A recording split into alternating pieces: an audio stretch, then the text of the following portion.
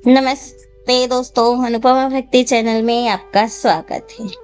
हम अभी 14वां अध्याय प्रकृति के 3 गुण में हैं। कर्मन् सिकृत्य स्याहु स्वास्तिकम निर्मलम फलम रजसस्तु फलम दुःखम ज्ञानम तमसा फलम। पुण्य कर्म का फल शुद्ध होता है और सात्विक कहलाता है, लेकिन रजोगुण से संपन्न कर्म का फल दुख होता है और तमोगुण से किए गए कर्म मूर्खता के प्रतिफलित होते हैं। सतगुण में किए गए पुण्य कर्मों का फल शुद्ध होता है, अतः वे मुनिगण जो समस्त मोह में मुक्त है सुखी रहते, लेकिन रजोगुण में किए गए कर्म दुख के कारण बनते हैं। भौतिक सुख के लिए जो भी कार्य किया जाता है उसका विफल होना निश्चित है। यदि कोई गगनचुंबी प्रसाद बनाना चाहता है तो उसके बनने के पूर्व अत्यधिक कष्ट उठाना पड़ता है। मालिक को धन संग्रह के लिए कष्ट उठाना पड़ता है। प्रसाद बनाने वाले श्रमियों की शारीरिक श्रम करना होता है। इसी प्रकार कष्ट तो होते ही। अतः भगवत गीता का कथन है कि रजोगुण के अधीन होकर जो भी कर्म किया जाता है उसमें निश्चित रूप से महान कष्ट भोगने पड़ते हैं। इसमें यह मानसिक दृष्टि हो सकती है कि मैंने यह मकान बनवाया है, इतना धन कमाया, लेकिन यह कोई वास्तविक सुख नहीं है। जहाँ तक तमोगुण का संबंध है, कर्ता को कुछ ज्ञान नहीं रहता, अतः उसके समस्त कार्य उस समय दुखदायी होता है और बाद में उसे पशु जीवन में जाना होता है। पशु जीवन सदैव दुखमय है।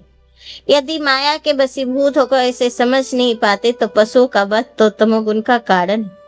पशु बधिक ये नहीं जानते कि मनुष्य में इस पशु को एक सा शरीर प्राप्त हुआ जिसे उनका वध करेगा। वही प्रकृति का नियम।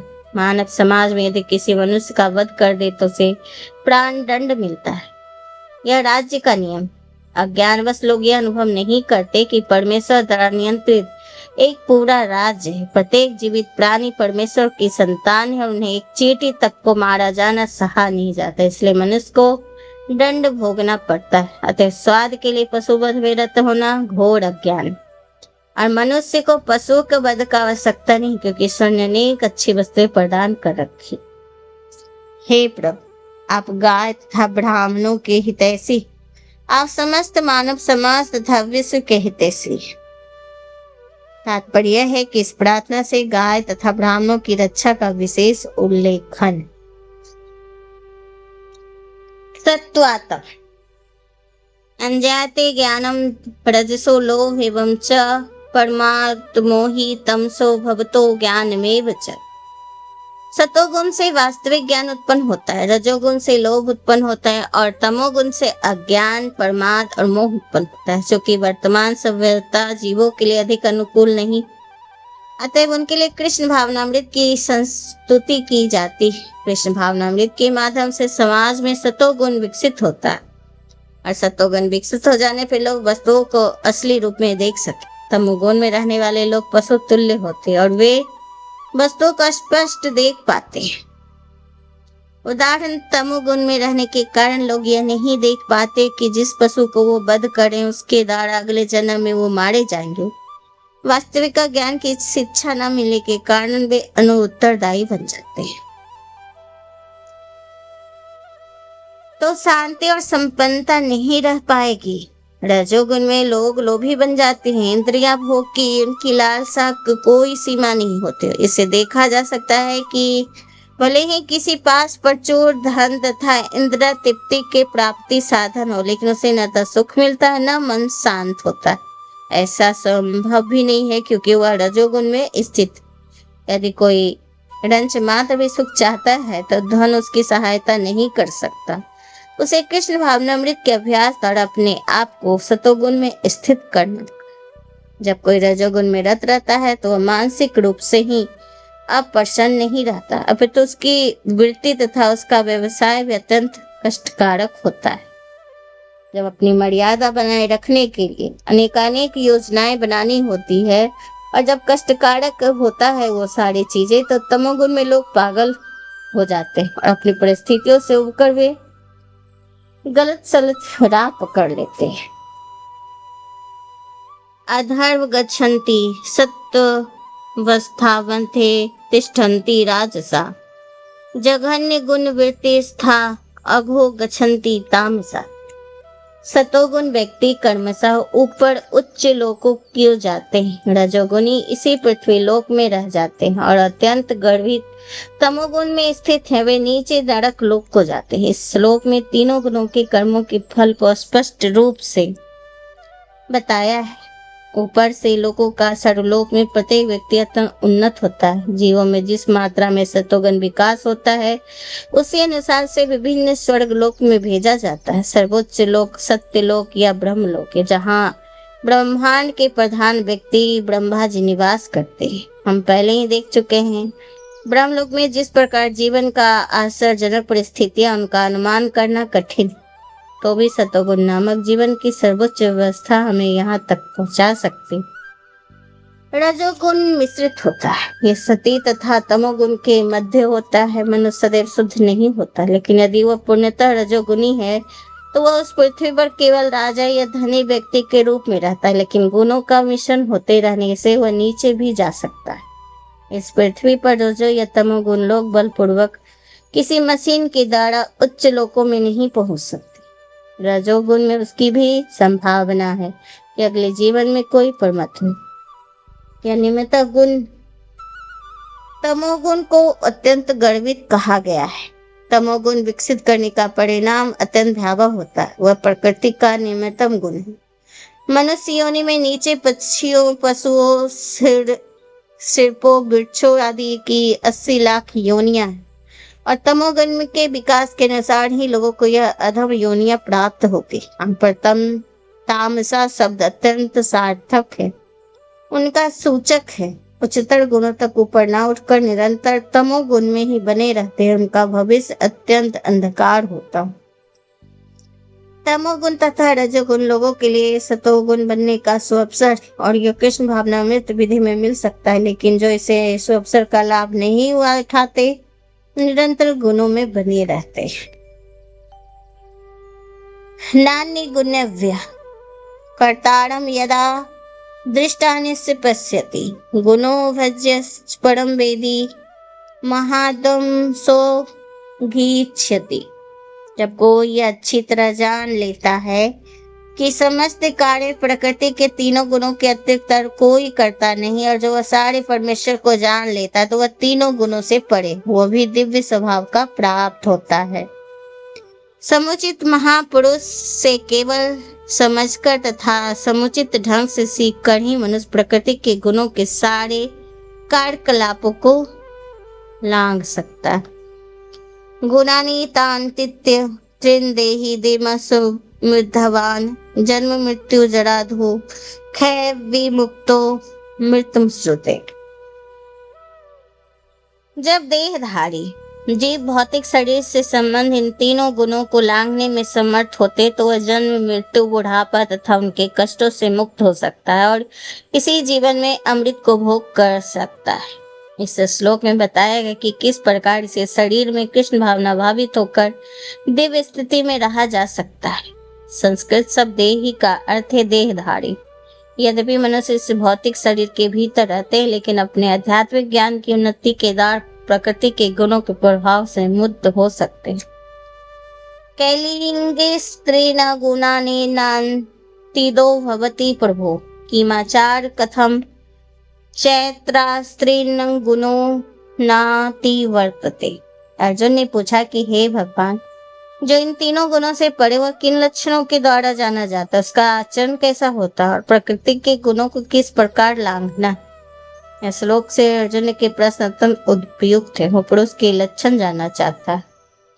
उसका दूसरा प्रश्न है उसका सर्वप्रथम वह ऐसे दिव्य पुरुष के लक्षणों के विषय में जिज्ञासा करता है जो कोई कैसे समझे कि उसने प्रकृति के गुणों को प्रभाव को लांघ लिया है। और दूसरा प्रश्न है कि किस प्रकार उसके कार्यकलाप क्या है, क्या वे नियमित होते हैं या अनियमित। फिर अर्जुन उन साधनों के विषय में पूछता है जिससे वह दिव्य स्वभाव प्रकृति प्राप्त कर सके। अत्यंत महत्वपूर्ण।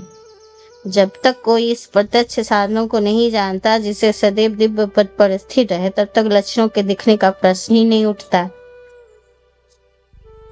प्रकाशम च प्रवृत्ति च मोहमेव न पांडवम देहिष्टि संप्रवृत्तानि निवृत्तानि कार्यच्छति उदासीन उदासीन्यो गुण यो न विचाल्यते गुणां वर्तन्त इत्येव यो वातिष्ठति न ज्ञाते सम दुख सुख स्वस्थ समलोष्टमुकाञ्चनम् तुल्य प्रिया प्रियो धीरस्तुल्य निंदा मत्स्तुति मानापनामयो स्तुल्य अस्तुल्यो मित्रारिपच्यो सर्वड़ भम पारित यागी गुणातीत सह उच्यते।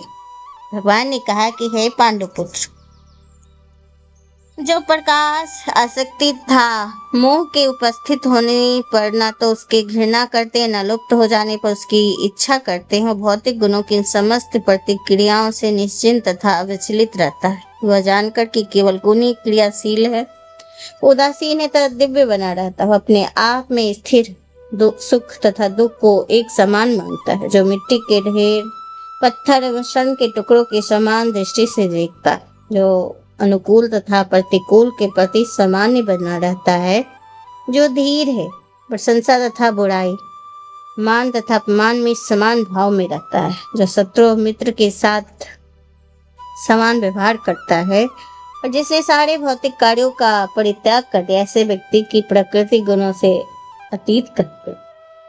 अर्जुन ने भगवान कृष्ण के 3 प्रश्न पूछे, उनके क्रमशः एक एक उत्तर दिया। इन श्लोकों से कृष्ण पहले यह संकेत कर देते हैं कि जो व्यक्ति दिव्य पद पर स्थित है वह न तो किसी से ईर्ष्या करता है न किसी वस्तु के लिए ललायित रहता है। और जब कोई जीव इस संसार में भौतिक शरीर से युक्त होकर रहता है तो यह समझना चाहिए कि प्रकृति के तीनों गुणों में से किसी एक के बस में, और जब इस शरीर में बाहर हो जाता है तो प्रकृति के गुणों से छूट जाता है। लेकिन जब वह शरीर के बाहर नहीं आ जाता तब तो उसे उदासीन रहना चाहिए, उसे भगवान की भक्ति में लग जाना चाहिए, जिससे भौतिक देह से उसका ममत्व विस्तृत हो जाए। इस मनुष्य भौतिक शरीर के प्रति सचेत रहता है तो केवल इंद्रिय तृप्ति के लिए कर्म करता है, लेकिन जब वो अपनी चेतना कृष्ण में धारित कर देता है तो इंद्रियां तृप्तियां सबतर रुक जाती है। मनुष्य को इस भौतिक शरीर की आवश्यकता नहीं रह जाती है। अगला प्रश्न दिव्य पर आसीन व्यक्ति। आसीन व्यक्ति के व्यवहार से संबंध है। भौतिक पद पर स्थिर व्यक्ति शरीर को मिलने वाले तथा कथित मान तथा अपमान से प्रभावित होता है, लेकिन दिव्य पद पर आसीन व्यक्ति कभी ऐसे मिथ्या मान तथा अपमान से प्रभावित नहीं होता। वह कृष्ण भावनामृत में रहकर अपना कर्तव्य निभाता है और इसको चिंता नहीं करना होता कि कोई व्यक्ति उसका सम्मान करता है या अपमान करता है। वह सदैव कृष्ण के ध्यान में लगा रहता है।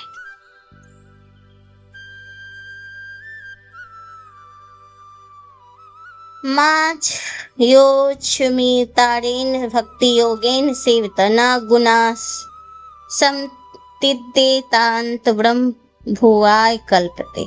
जो समस्त परिस्थितियों में विचलित भाव से पूर्ण भक्ति में प्रवृत्त होता है वह तुरंत ही प्रकृति के गुणों को लांघ जाता है और इस प्रकार ब्रह्म के स्तर तक पहुंच जाता है। यह श्लोक अर्जुन के 3 प्रश्न का उत्तर स्वरूप प्रश्न है। दिव्य स्थिति प्राप्त करने का साधन क्या है? जैसे पहले बताया जा चुका कि भौतिक जगत प्रकृति के गुणों के चमत्कार के अंतर्गत कार्य कर रहा है। मनुष्य के गुणों के कर्मों से विचलित नहीं होना चाहिए। उसे चाहिए कि अपना चेतना ऐसे कार्य में लगाए, उसे कृष्ण कार्य में लगाए। उन्होंने समस्त दिव्य गुण पाए जाते हैं जिनमें अतएव यदि कोई कृष्ण या उनके पूर्वांशों की सेवा में दृढ़ संकल्प के साथ प्रवृत्त होता है। यदि प्रकृति के गुणों को जीत पाना कठिन है लेकिन उन्हें सरलता से जीता जा सकता, उसकी व्याख्या 7वें अध्याय में पहले ही की जा चुकी है। कृष्ण का शरण ग्रहण करने पर तुरंत ही प्रकृति के गुणों के प्रभाव को लांघ सकता है। भगवान में और भक्त में 2 व्यक्तियों का व्यक्तित्व वर्तमान रहता है, अन्यथा भक्तियों का कोई अर्थ नहीं। यदि कोई भगवान जैसा दिव्य स्तर पर स्थिर नहीं है तो भगवान की सेवा नहीं कर सकता। उदाहरणतः राजा का निजी सहायक बनने के लिए कुछ योग्यताएं आवश्यक होती। इसी तरह भगवत सेवा के लिए योग्यता के लिए ब्रह्म बन जाए, भौतिक कल्पना से मुक्त हुआ जाए, वैदिक साहित्य में कहा गया है कि वह सम ब्रह्मायोपति, इसका अर्थ है कि गुणात्मक रूप से मनुष्य को ब्रह्म से एकाकार हो जाना चाहिए, लेकिन ब्रह्मत्व प्राप्त करने पर मनुष्य व्यष्टि आत्मा के रूप में अपने शाश्वत ब्रह्म स्वरूप को होता नहीं है। ब्रह्मणे ही प्रतिष्ठा अमृतस्य व्यवस्य च शाश्वतस्य च धर्मस्य सुखस्य कान्तिकस्य च। और मैं उस निराकार ब्रह्म का आश्रय जो अमर्त्य है, अविनाशी है तथा शाश्वत है, चरम सुख का स्वभाव विस्पत है। ब्रह्म का स्वरूप में अमरता है, अविनाशी है, शाश्वतता का तथा सुख है।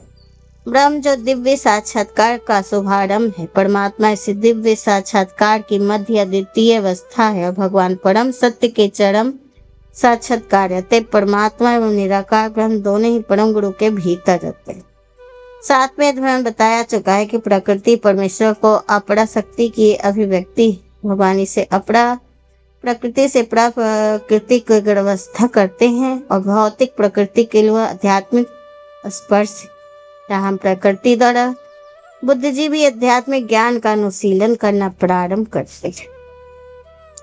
जीव यद्यपि स्वभाव से ब्रह्म होता है, लेकिन उनके भौतिक जगत पर प्रभुत्व जताने की इच्छा रहती, जिसके कारण वो नीचे गिरता है। अपनी स्वाभाविक स्थिति में तीनों गुणों से परे होता है, लेकिन प्रकृति के संसर्ग वो अपने तीनों गुणों सतो रजो तथा तमो गुण में बांध लेता है। इसी तीनों गुणों के संसर्ग के कारण उसे भौतिक जगत पर प्रभुत्व जताने की इच्छा होती है। अपूर्ण कृष्ण भावृत भक्ति में प्रवृत्त होने पर तुरंत दिव्य पद को प्राप्त होता है। उसे प्रकृति को वश करने के अवैध अच्छा वह दूर हो जाती है। अतः भक्तों की संगति के करके भक्ति के 9 विधियों श्रवण, कीर्तन, स्मरण आदि का अभ्यास करना चाहिए और धीरे धीरे ऐसी संगति के साथ गुरु के प्रभाव में मनुष्य को प्रभुता जताने वाली इच्छाएं समाप्त हो जाएगा और वो भगवान की दिव्य प्रेमा भक्ति में दृढ़ पूर्वक स्थिर हो सकेगा।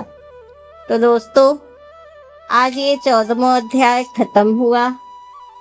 आपको कैसा लग रहा है हमें जरूर बताइए। अगर आपको सुनने में अच्छा लग रहा है तो प्लीज हमें सब्सक्राइब कीजिए, लाइक कीजिए और मेरी वीडियो को शेयर कीजिए। Thank you.